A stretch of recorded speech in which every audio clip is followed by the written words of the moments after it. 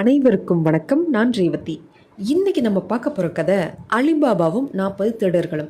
இந்த கதை 1001 இரவுகள் என்ற புத்தகத்திலிருந்து எடுக்கப்பட்டிருக்கு. இந்த புத்தகத்தை பற்றி மேலோட்டமாக பார்ப்போம். ஷக்ரையர் அப்படின்ற ஒரு மன்னன் தன்னோட முதல் மனைவி தன்னை ஏமாத்தினதை தாங்கிக்க முடியாமல் ஒவ்வொரு நாளும் இரவு அந்த நாட்டில் இருக்க ஒரு பெண்ணை மணந்து விடியற் காலையில் அந்த பெண்ணுக்கு மரண தண்டனை கொடுப்பாரு. இந்த மாதிரி நாட்கள் ஓடிக்கிட்டு இருந்துச்சு. அப்போ தான் அந்த நாட்டிலேயே மிகவும் புத்திசாலி பெண்மணியான ஷஹர்ஷாத் மன்னனை திருமணம் பண்ணிக்கிறாங்க. ஒவ்வொரு நாளும் அவங்க ஒவ்வொரு கதைகளை சொல்லி விடியற் காலையில் ஒரு திருப்பத்தோடு அந்த கதையை முடிக்கிறாங்க. அந்த கதையில் அடுத்தது என்ன நடக்க போகுதுன்னு தெரிஞ்சுக்கிறதுக்காக அந்த மன்னன் அந்த புத்திசாலி பெண்மணிக்கு மரண தண்டனை கொடுக்காமல் வச்சுருந்தாங்க. இதுதான் 1001 இரவுகள் கதைகளோட தொகுப்பு. அந்த புத்திசாலி பெண் தன்னோட 1001 கதைகள்னால அந்த மன்னனுடைய குணத்தையும் மாற்றி அந்த நாட்டு பெண்களையும் காப்பாற்றினாங்க, தன்னையும் காப்பாற்றிக்கிட்டாங்க. அதில் வர்ற ஒரு கதையான அலிபாபாவும் 40 திருடர்களை பற்றி தான் நம்ம இப்போ பார்க்க போகிறோம். பாரசீகம் அப்படின்ற நாட்டில் 2 சகோதரர்கள் இருந்தாங்க. ஒருத்தரோட பேர் காசிம், இவர் தான் மூத்தவர். மற்றொருவரோட பேர் அலிபாபா, இவன் இளையவன். இவங்களோட தந்தை ஒரு பெரிய பணக்காரர். நிறையா சொத்துக்களை அவர் சேர்த்து வச்சுருந்தார். அதனால் மகன்கள் 2 பேருமே வேலைக்கே போகிறதில்ல. சேர்த்து வச்சுருந்த சொத்தை வச்சு சுகபோகமாக வாழ்ந்துட்டு வந்தாங்க. இந்த நிலையில் அவங்களோட தந்தை மரணம் அடைகிறாரு. அதனால் மிச்சம் இருந்த சொத்துக்களை ஆளுக்கு பாதியாக பிரிக்கிறாங்க. மூத்தவன் காசிம் ஒரு செல்வந்தரோட மகளை திருமணம் பண்ணிக்கிறாங்க. அவன் பக்கம் அதிர்ஷ்ட காத்து வீசுச்சு. திருமணம் முடிஞ்ச கொஞ்ச நாள்லையே அவங்க மாமனார் இறந்துடுறாரு. அதனால் அவரோட சொத்துக்களும் அவரோட வியாபார நிறுவனமும் அவனோட கைக்கு வந்துச்சு. நகரத்தில் அவனும் ஒரு பெரிய செல்வந்தனாக மாறிட்டான். அலிபாபாவோ ஒரு ஏழை பெண்ணை திருமணம் செய்கிறான். பிறந்த வீட்லேயும் வறுமையிலேயே வாழ்ந்த அலிபாபாவோட மனைவி கல்யாணம் பண்ணிக்கிட்டும் அதே வறுமையில் தான் இருந்தா. சின்ன வயசுலேருந்தே அலிபாபா எந்த ஒரு வேலையும் கற்றுக்காமலேயே வளர்ந்துட்டான். வேலைக்கு போனதே கிடையாது. அதனால் அவனுக்கு வேலை கொடுக்கவும் யாரும் முன்வரலை. திருமணம் ஆன பிறகும் எப்படி வேலை இல்லாமல் குடும்பத்தை நடத்துறது அப்படின்னு சொல்லி அவனோட மனைவி அவனுக்கு ஒரு அறிவுரையை சொல்கிறா. காட்டுக்கு போயிட்டு விறக வெட்டிட்டு வந்தால் அதை விற்பனையாவது செஞ்சு வருமானத்தை ஈட்டலாம் அப்படின்ற யோசனையை அலிபாபா கிட்ட சொல்கிறா அவனோட மனைவி. அலிபாபா கிட்ட 3 கழுதைகள் இருந்துச்சு. மனைவி சொன்ன மாதிரியே மறுநாள் காலையில் அலிபாபா கோடாரியை எடுத்துட்டு அந்த 3 கழுதைகளையும் ஓட்டிட்டு காட்டுக்கு விறகு வெட்டுறதுக்காக போகிறான். காட்டில் போயிட்டு விறகுகள் எல்லாம் வெட்டுறான். கழுதை மேலே வெட்டிய விறகுகளை வைக்கிறான். நகரத்துக்கு போயிட்டு வெட்டிய விறகுகள் எல்லாத்தையும் விற்றுட்டு கிடைச்ச காசில் சமைக்க தேவையான பொருட்கள் எல்லாமே வாங்கிட்டு வந்து தன்னோட மனைவி கிட்ட கொடுக்குறான். அலிபாபாவோட மனைவிக்கு இதை பார்த்ததும் ரொம்பவும் சந்தோஷமாக இருந்துச்சு. இதே மாதிரி தினமும் அவங்க பொழப்ப ஓட்டிகிட்டு இருந்தாங்க. சரியான விறகுகள் கிடைச்சா மட்டும்தான் அவங்களால அன்னைக்கு சாப்பிட முடியும். விறகுகள் கிடைக்காத அன்னைக்கு அவங்க பட்னியாக தான் இருந்தாங்க. ஒரு நாள் பயங்கரமான மழை பெய்தது. அன்னைக்கு அவனால் காட்டுக்கு போகவே முடியலை. சாப்பிடவும் உணவும் இல்லாமல் அவங்க பட்டினியாக இருந்தாங்க. அப்போது அலிபாபாவோட மனைவி நம்மளோட குடும்பத்தோட வறுமை எப்போ தான் சரியாகும்னு தெரியலை, கடவுள் நமக்கு கருணை காட்ட மாட்டாரா அப்படின்னு சொல்லி புலம்பிட்டு இருந்தா. மனைவியோட புலம்பலை கேட்ட அலிபாபா, நீ கவலைப்படாமல் இரு, கடவுள் நமக்குன்னு ஒரு நாள் குறித்து வச்சுருப்பாரு, அப்போது நம்மளோட வறுமை கஷ்டம் எல்லாம் போயிடும் அப்படின்னு சொல்லவே அவளுக்கு சமாதானம் வந்துச்சு. அலிபாபா ஒவ்வொரு நாளும் மனசோர்வு அடையாமல் எப்பவும் உற்சாகத்தோட கோடாரியை தோளில் போட்டுட்டு விறகு வெட்ட போவான். அதே மாதிரி வழக்கம் போல் அவன் காட்டுக்கு போகிறான். அவன் காட்டுக்குள்ளே நுழைஞ்ச உடனே அங்கே இருந்த உயர்ந்த மரங்களை பார்த்து வெட்ட ஆரம்பிக்கிறான். அப்புறம் அதை துண்டுகளாக மாற்றி வெட்டின துண்டுகளை கழுதை மேலே ஏற்றுறான். அந்த நேரத்தில் ஒரு பெரிய புழுதி படலம் அலிபாபாவை நோக்கி வருது. அலிபாபா தன்னோட கண்களை மூடினான். சிறிது நேரத்திலேயே பல குதிரைகளோட சத்தம் கேட்டுச்சு. ஒரு குதிரை பட்டாளமே வருவது போல ஒரு சத்தம் கேட்டுச்சு. குதிரைகள் அவன் இருக்க திசையை நோக்கி தான் வர்ற மாதிரியும் சத்தம் கேட்டுச்சு. குதிரையில் வர்றவங்க கொள்ளைக்காரங்களாக கூட இருக்கலாம்.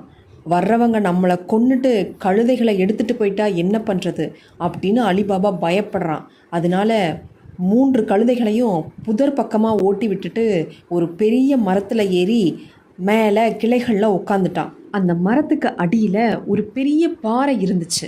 வேகமாக வந்த அந்த குதிரை பட்டாளம் அலிபாபா உட்காந்துருந்த மரத்துக்கு அடியில் இருந்த பெரிய பாறை கிட்ட வந்து நின்றுச்சு. அலிபாபாவும் மரத்தோட கிளைகளை விளக்கி அங்கே நடக்கிறத உத்து கவனிச்சுக்கிட்டு இருந்தான்.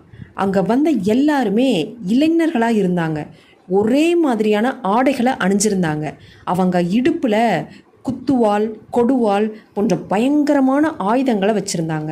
அவங்கள பார்க்கும்போது வழிப்பறி கொள்ளையர்கள் மாதிரி இருந்தாங்க. அன்னைக்கு அவங்க கொள்ளையடித்த எல்லா பொருட்களையும் எடுத்துக்கிட்டு அந்த பாறைக்கு முன்னாடி கூடி நிற்கிறாங்க. அவங்க ஒரு பெரிய பட்டு துணியை விரித்து அதில் கொள்ளையடித்த பொருட்களை எல்லாம் கொட்டுனாங்க. அதில் தங்கம், வெள்ளி, நாணயங்களும் ஆபரணங்களும் இருந்துச்சு. கொள்ளைக்காரர்களில் அவர்களுடைய தலைவன் முன்னால் வந்து பாறையோட ஒரு குறிப்பிட்ட இடத்துல நிற்கிறான். நின்ன அவன் உரத்த குரலில் அண்டா காக்கசம் அபுக்கா கசம் திறந்துடு சீசே அப்படின்னு சொல்கிறான். விசித்திரமான இந்த வார்த்தையை கொள்ளை கூட்டத் தலைவன் உச்சரித்ததும் அந்த பாறையில் ஒரு பெரிய கதவு போன்ற ஒரு பகுதி கடகடன்னு ஒரு சத்தத்தோட திறக்க ஆரம்பிச்சிருச்சு. அந்த பாறைக்குள்ளே உள்ளே போக ஒரு குகை பாதை தெரிஞ்சிச்சு. அந்த குகைக்குள்ளே தலைவன் சுமையை தூக்கிட்டு முதல்ல உள்ள நுழையிறான். அவனை பின்தொடர்ந்து மற்றவங்களும் உள்ள நுழையிறாங்க. எல்லாரும் உள்ள நுழைஞ்சதுமே அந்த குகையோட கதவு மூடிடுச்சு. ரொம்ப நேரம் ஆகியும் அந்த கொள்ளையர்கள் வெளியவே வரலை. அலிபாபா பயத்தோட மரத்துக்கு மேலே உக்காந்துட்டு இருந்தான். கீழே நடக்கிற எல்லாத்தையும் பார்த்துக்கிட்டும் இருந்தான்.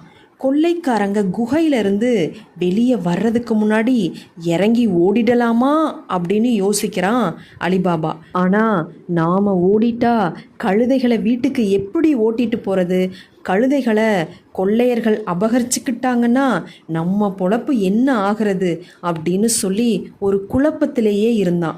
ரொம்ப நேரமாக மரத்து மேலே அவனால் உட்காரவே முடியலை. மரத்தை விட்டு கீழேயும் இறங்கி வர அவனுக்கு துணிவு கிடையாது.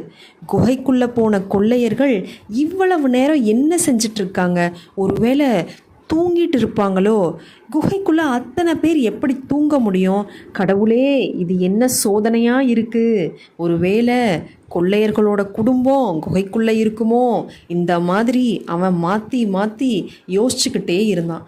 ரொம்ப நேரம் ஆகியும் அவங்க வெளியவே வராததால் மனக்கவலையும் பயமும் அவனுக்குள்ளே அதிகரிச்சுக்கிட்டே இருந்துச்சு. அப்போ தான் பாறை குகையோட கதவு திறக்கிற சத்தத்தை கேட்குறான். கொள்ளைக்காரர்கள் ஒவ்வொருத்தராக குகையிலிருந்து வெளியே வந்தாங்க. கடைசி ஆள் வெளியே வந்ததும் எல்லாரும் வட்டமாக நின்னாங்க. கொள்ளை கும்பல் தலைவன் அனைவரையும் எண்ணி பார்க்குறான். 40 பேர் இருந்தாங்க. எண்ணிக்கை சரியாக இருக்கவே பாறையை நோக்கி அண்டா காக்கசம் அபுகா கசம் மூடிடு சீசே அப்படின்னு சொல்கிறான். அடுத்த கணமே பாறையோட குகை கதவு மூடிடுச்சு. அனைத்து கொள்ளைக்காரங்களும் அவங்கவங்க குதிரைகளில் போய் உட்கார்றாங்க. தலைவன் அங்கிருந்து முதல்ல கிளம்புறான். அவங்க உட்கார்ந்த சில நொடிகளிலேயே குதிரைகள் வெகு வேகமாக ஓட ஆரம்பிச்சிருச்சு. இப்போ தான் அலிபாபா நிம்மதி பெருமூச்சு விடுறான். கொள்ளையர்கள் அவனுடைய கண் பார்வையிலிருந்து மறைஞ்சு புகைப்படலமும் அடங்கி விட்டதுக்கு அப்புறம்தான் மரத்திலிருந்து அலிபாபா மெல்லமாக கீழே இறங்கினான். ஒருவேளை கொள்ளைக்காரங்க திரும்ப வந்துட்டா என்ன செய்கிறது அப்படின்னு சொல்லி அலிபாபா யோசித்தான்.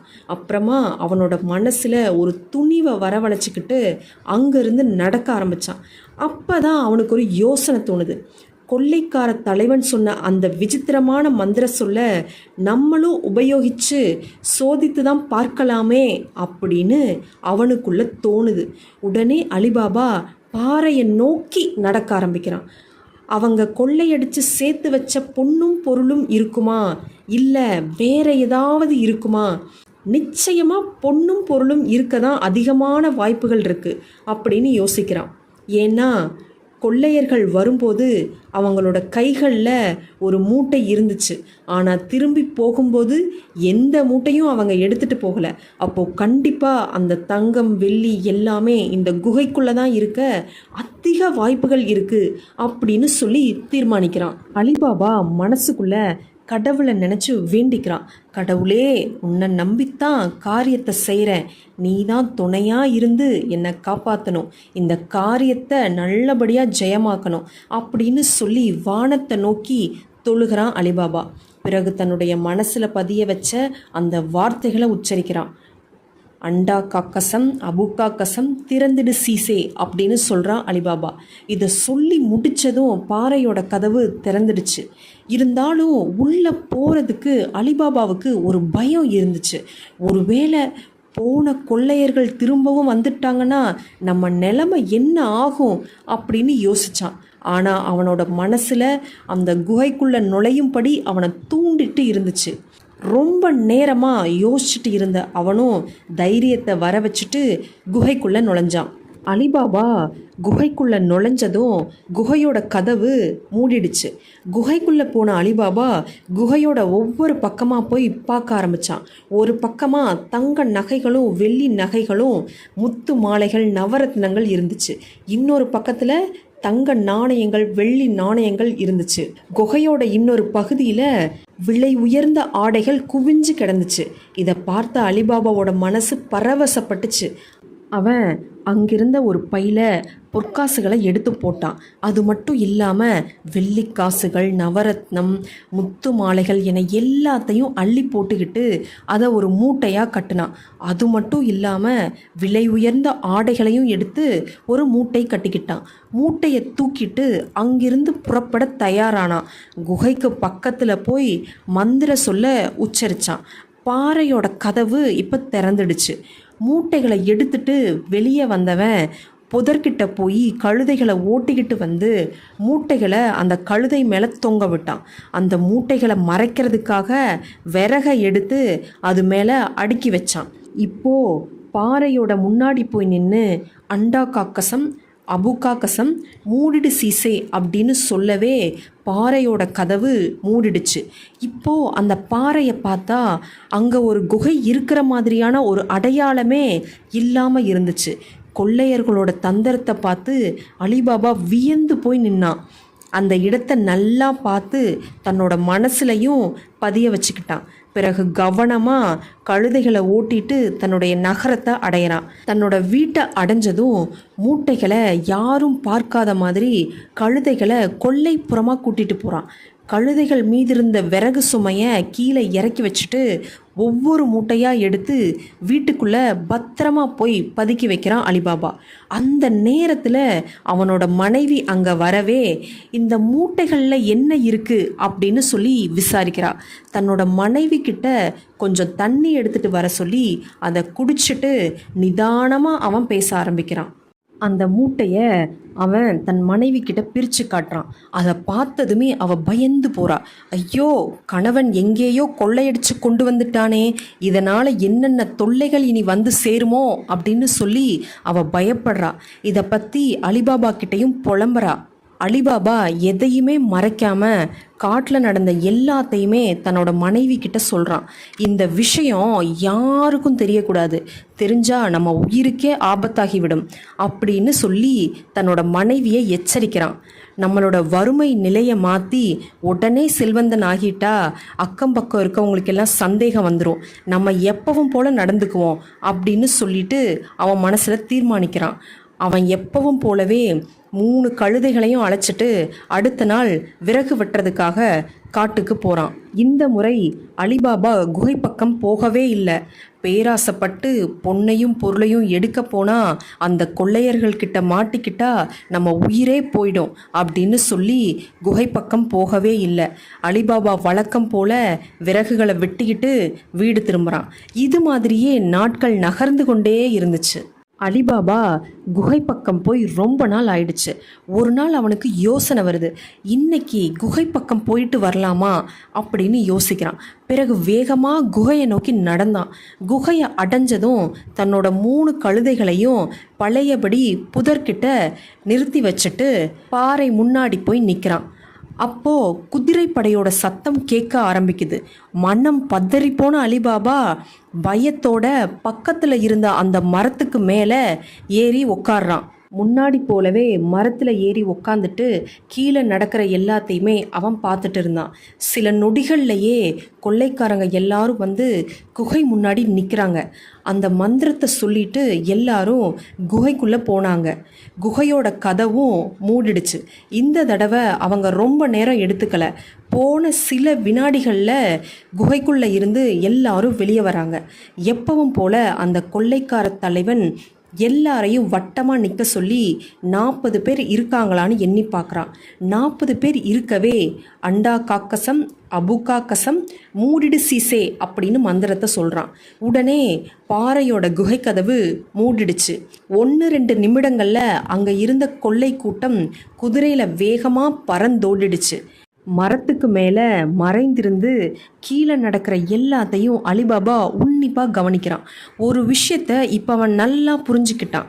அது என்னன்னா, குகையோட உள்ளே போனதும் கதவு தானாகவே முடிக்குது. ஆனால் உள்ளே இருந்து தான் கதவு திறக்கப்படுது. கதவை மூடுன்னு சொன்னாதான் கதவு மூடுகிறது, இல்லாட்டி கதவு மூடப்படுவதில்லை. கொள்ளைக்காரர்கள் மொத்தம் 40 பேர் இருக்காங்க. அதில் ஒருத்தந்தான் தலைவன் அப்படின்றத அலிபாபா நல்லா புரிஞ்சுக்கிட்டான். இவங்களை தவிர வேற யாரும் இந்த குகையை நோக்கி வருவதும் கிடையாது, குகையை திறப்பதும் கிடையாது. கொள்ளையர்கள் யாரும் இந்த இடத்துல தங்குறதும் கிடையாது. அவங்க கொள்ளையடித்த பொருட்களை மட்டும் ஒரு ரகசிய இடத்துல பதுக்கி வைக்கணும் அப்படின்றதுக்காக இந்த இடத்துக்கு வராங்க அப்படின்றதையும் அலிபாபா நல்லா புரிஞ்சுக்கிறான். கொள்ளையர்கள் அந்த இடத்த விட்டு போனதும் மரத்திலிருந்து கீழே இறங்கி வரான் அலிபாபா. இந்த முறை சிறிது பொருட்களை எடுத்து செல்லலாம் அப்படின்னு நினச்சி குகையை நோக்கி நடக்கிறான். குகைக்கு முன்னாடி போய் நின்று அண்டா காக்கசம் அபுகா கசம் திறந்துடு சீசே அப்படின்னு சொல்கிறான். குகையோட பாறை கதவு திறந்தது.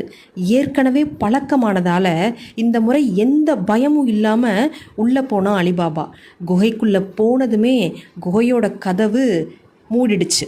அவன் தான் கொண்டு போன பைகளில் தங்கம் வெள்ளி நாணயங்கள் விலையுயர்ந்த ஆபரணங்கள் எல்லாத்தையும் எடுத்து மூட்டை கட்டிக்கிட்டு குகையோட கதவை திறந்து மூட்டைகளை வெளியே எடுத்து மறைவாக ஒரு இடத்துல வைக்கிறான். வச்சதுக்கு அப்புறமா அந்த மந்திரத்தை உச்சரித்து கதவை மூடினான். இப்போ மூட்டைகளை எல்லாம் தூக்கிட்டு வந்து தன்னோட கழுதை மேலே வச்சு வீடு போய் சேர்றான் அலிபாபா. வீட்டுக்கு போனதுமே அவனோட மனைவி வேக வேகமாக வந்து அவனுக்கு மூட்டைகளை இறக்குவதற்கு உதவுறாங்க. மூட்டைகளை இறக்கிய பிறகு, இந்த மூட்டைகளை எல்லாம் வெளியே வச்சிருந்தா நமக்கு தான் பிரச்சனை, இவ்வளவு பொருட்கள் இருப்பது யாருக்காவது தெரிஞ்சா அது ஆபத்தில் தான் போய் முடியும், அதனால் ஒரு பள்ளத்தை தோண்டி புதைச்சிட்டோன்னா நம்ம கொஞ்சம் நிம்மதியாக இருக்கலாம், பிறகு நமக்கு தேவையான பொருட்கள் எல்லாம் எடுத்துக்கலாம் அப்படின்னு சொல்கிறான் அலிபாபா. அதுக்கு அவனோட மனைவி, அப்படி செய்ய வேண்டாம், விலை உயர்ந்த துணிகளை புதைச்சா அவையெல்லாம் ஒன்றும் இல்லாமல் போயிடும், அதனால் துணிகளை புதைக்க வேண்டாம், நகைகளையும் பொற்காசுகளையும் மட்டும் எடை போட்டு அளந்து கணக்கிட்டதுக்கு அப்புறமா புதைச்சி வைக்கலாம் அப்படின்ற யோசனையை அலிபாபாவோட மனைவி சொல்கிறா. மனைவியோட யோசனைக்கு சம்மதம் தெரிவிக்கிறான் அலிபாபா. கொண்டு வந்த தங்கத்தையும் வெள்ளியையும் எடை போட்டு அளப்பதற்கு யார்கிட்டையாவது தராசும் படிக்கல்லும் வாங்கிட்டு வா அப்படின்னு சொல்கிறான் அலிபாபா. உடனே அலிபாபாவோட மனைவி அலிபாபாவோட அண்ணாவான காசிமோட வீட்டிற்கு போகிறா. காசிமோட மனைவி கிட்ட, என் கணவர் வெளியூர்லேருந்து வரும்போது ஒரு மூட்டை தானியம் வாங்கிட்டு வந்திருக்காரு, உங்ககிட்ட தராசும் படிக்கல்லும் இருந்தால் கொடுங்க, தானியம் அளப்பதற்கு வேணும் அப்படின்னு சொல்லி அவகிட்ட கேட்குறா. அதை கேட்டதும் காசிமோட மனைவிக்கு ரொம்பவும் ஆச்சரியமாக இருந்துச்சு. விறகு வெட்டியான அலிபாபாவுக்கு தானிய மூட்டைகள் எங்கிருந்து வந்துச்சு அப்படின்னு அவ யோசிச்சா. அலிபாபா என்ன தானியம் வாங்கி வந்திருக்கான் அப்படின்னு தெரிஞ்சுக்கிறதுக்காக படிக்கல்ல எடுத்து நல்லா தொடச்சு அதோட அடியில் கொஞ்சமாக மெழுக அழுத்தி வச்சு அந்த படிக்கல்லையும் தராசையும் அலிபாபாவோட மனைவி கிட்ட கொடுக்குறா. தந்திரக்காரியான காசிமோட மனைவியை பற்றி தெரியாத அலிபாபாவோட மனைவி படிக்கல்ல எடுத்துட்டு வந்தா. அலிபாபா படிக்கல்ல வாங்கி பொற்காசுகளை அளந்தான். பிறகு எல்லாத்தையும் ஒரு பானையில் போட்டு மூடி பள்ளத்தில் இறக்கி வச்சான். மண்ணை தள்ளி மூடி தரையை சமப்படுத்துகிறான். படிக்கல்ல திரும்பவும் கொண்டு போய் காசிமோட மனைவி கிட்ட கொடுக்குறா அலிபாபாவோட மனைவி. காசிமோட மனைவி படிக்கல்ல வாங்கிட்டு அலிபாபாவோட மனைவி போகிற வரைக்கும் அமைதியாக இருக்கிறா. அலிபாபாவோட மனைவி போனதுமே அவ படிக்கல்ல திருப்பி பார்க்குறா. படிக்கல்லோட அடியில் அவ தடவி கொடுத்திருந்த மெழுகுல ஒரு தங்க காசு ஒட்டி இருந்துச்சு. அதை பார்த்ததும் காசிமோட மனைவி திகைச்சு போயிடுறா. இதுக்கு அப்புறமா என்ன நடக்குதுன்னு சொல்லி நம்ம அடுத்த வீடியோவில் சந்திப்போம். கதை தொடரும். என்றும் இணைந்திருங்கள்.